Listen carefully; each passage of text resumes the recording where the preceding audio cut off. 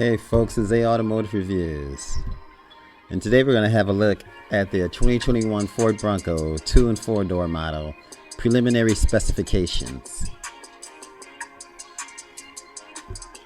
And here we're just going to go through somewhat of an explanation of the preliminary specification for the 2021 Ford Bronco 2 and 4 door models. Now the vehicle type, a front engine midsize 4x4 SUV on a fully boxed high-strength steel frame with removable doors, roof sections, and body panels.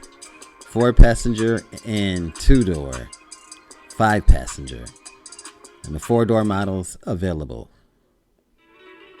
Now we have here the standard engine, the 2.3-liter turbocharged direct injection, dual overhead cam, TI VCT EcoBoost, 14 projected, 270 horsepower, 310 pound-feet torque. That's just the standard engine. Now, and then the optional engines being the 2.7-liter twin turbocharged port direct injection, dual overhead cam, TI VCT EcoBoost V6, projected 310 horsepower, 400 pound-feet of torque. And of course we have the transmission, the standard 7-speed, 6+1 crawler gear, get drag manual, offered on 2.3-liter engines only. And there we have the crawler gear, which you will use when you're going on rough terrains and making your way into places like Hill's Revenge and different places where you're going where the terrain is very, very challenging. And then you have the first gear, which is 4.2 a 3-to-1 ratio. And then you have the second, which is 2.365 to 1 ratio. And the third, which is 1.453 to 1 ratio. Then you have the fourth gear, which is 1.000 to 1 ratio. And the fifth gear, which is 0.776 to 1 ratio. And the sixth, of course, which is 0.646 to 1 ratio. And then you have the reverse, which is minus 5.625 to 1 ratio. But then if we look at the optional 10-speed automatic, we'll see. Now the first gear, as you see here, there's no crawler gear in the automatic. There's the first gear, which is 4.714 to 1 ratio. And then you have the second gear, and if you look at the numbers and you look at the first gear, you see that the first gear ratios are the first gear is a lot higher than the first gear is in the manual, which is a lower number. But as you can see those numbers and those gear ratios, you see that which one is meant for off terrain and which one will perform the best. And obviously the one that'll perform the best is the manual when it's on rough terrain, due to the numbers. For example, even the fifth gear, as you see, the fifth gear is actually a lower number, which means you're gonna be able to do a lot more with that fourth gear than you would do with the automatic fourth gear being 1.769 to 1 ratio. So that's why a lot of people opt for the manual to go off-roading. And that's why so many people want the Sasquatch package to be in a manual, so it can have more capabilities, which is totally understandable.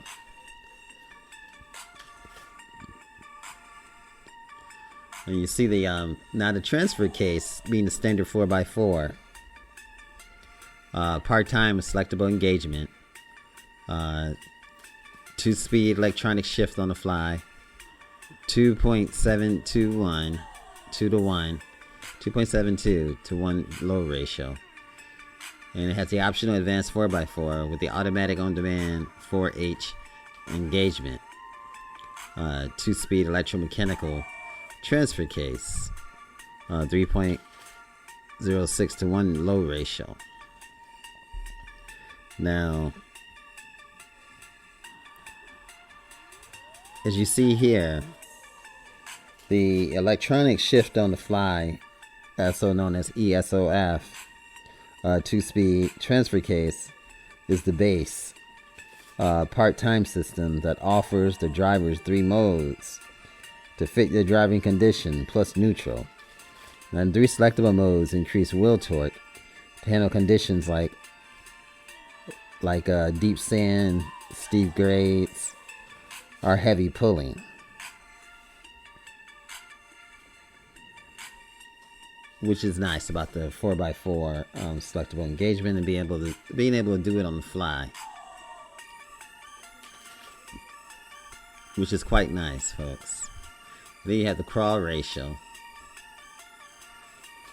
Now the automatic with electronic shift on the fly, which is 57.19 to 1. And then we have the automatic with electromechanical transfer case, which is 67.8 to 1. Which tells you the automatic with the electrical mechanical transfer case is better. You can tell by the number being a lot higher to 1 ratio. 67.8 to 1 ratio. But you have the manual with electronic shift on the fly. And you see the manual, the number's a lot higher, which is going to enable a lot more capabilities on rough terrain. And you have the manual with electromechanical transfer case, which is a little higher. That number is 94.75 to 1.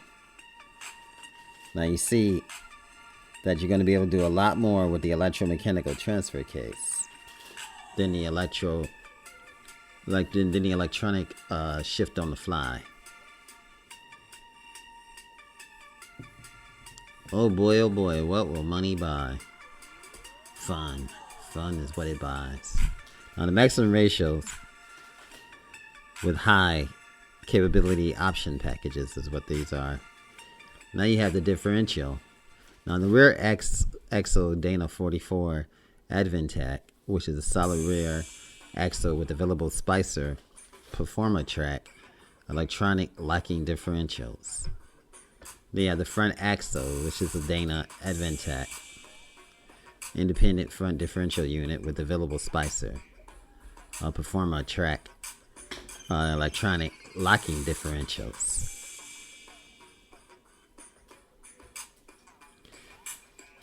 And then you have the available final drive ratios.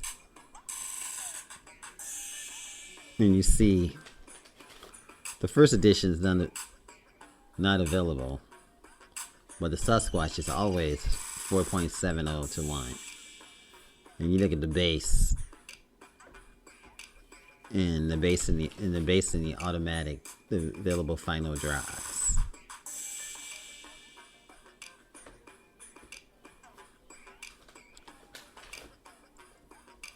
And you see that the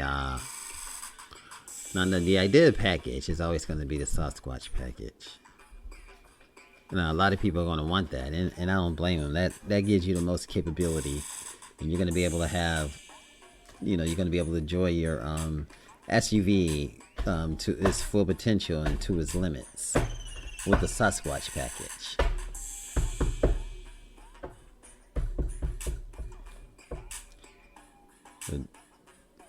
The drive ratios, the base and the big bend and the outer banks, and the wide track and the Badlands and the first edition.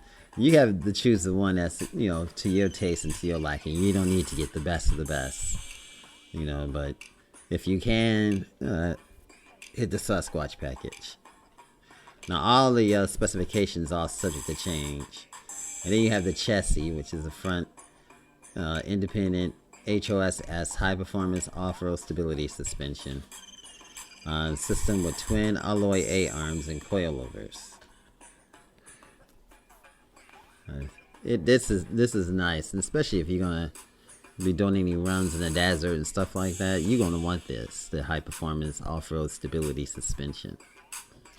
Now you have the A-arms and the coilover springs for optimum off-road stability and control, with available high performance off-road stability suspension with Bilstein position sensitive dampers. You have the rear solid 5-link rear axle high performance off-road stability suspension system with coilover springs for optimum off-road capability and durability with available HOSS system and Bilstein position sensitive dampers. And that's just the chassis. Now, when you look at this, you look at the off-road capabilities, and you ask yourself, what do you want? Do you want the 4-door or do you want the 2-door? Well, as we can see, the ground clearance on the front is 8.4 inches on the 2-door, and in the back, it's 11.6 inches. Now, the 4-door, as you can see, is actually, the ground clearance is actually lower.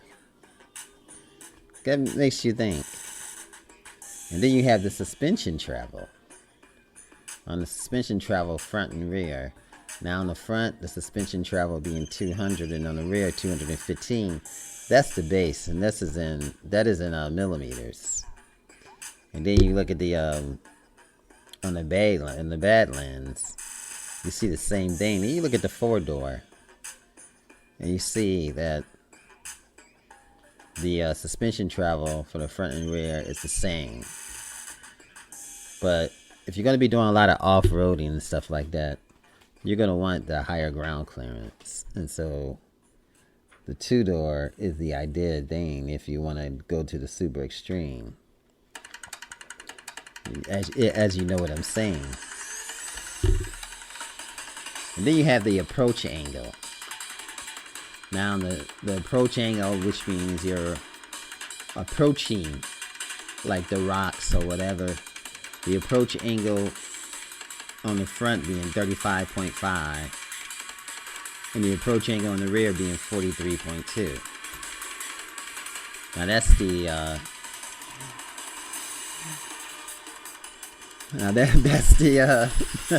that's the 2-door. And the 4-door, the 2-door and the 4-door, basically it's the same. And this is on the base 35-inch tires, as you can see. And then you have the departure angles, and that means you're leaving the rocks. Now, the departure angles being on the 2-door 29.8, and on the 4-door being 29.7. And on the rear, the departure angles being 37.2 on the 2-door. As you see, the departure angle is higher on the 2-door. So again, if you're going to get the most off for an off-road, you're going to want the 2-door. And it's got the ramp travel. The ramp travel on the 2-door is 560 on the front and 700 in the rear. This is a Badland only, stay bar connected and disconnected. So on the 4-door, you have the 500 over 620. That's projected. Again, off-road capability on the 2-door is a lot higher. So if you have some thinking and you want to know if you want to get the 2-door or the 4-door, obviously, if you want to take your Bronco out and live it to the max, that is what you want. You're going to want the 2-door. So that just sums all that up. And again, you have the wheels, the different wheels. And then you have the standard and the base, the standard, the big bend, the diamond. These are all the different type of different wheels you can get. So just take a look at these. I'm not going to go through all of them. You can actually see them on the forum. I just want to go over the forum and just give you guys just a look at the forum. So if you guys didn't know about the forum, you know it's here. so you can go and check out the PDF. So it's great checking this out with you guys, and thank you guys for coming and watching and subscribing to the channel, and thank you guys for checking out this forum with me. This is Automotive Reviews. Hope this has been helpful.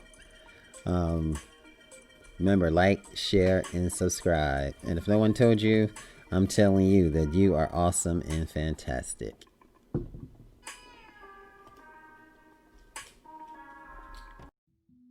If you enjoyed this video, give it a thumbs up, share it with your friends, and subscribe for more interesting videos.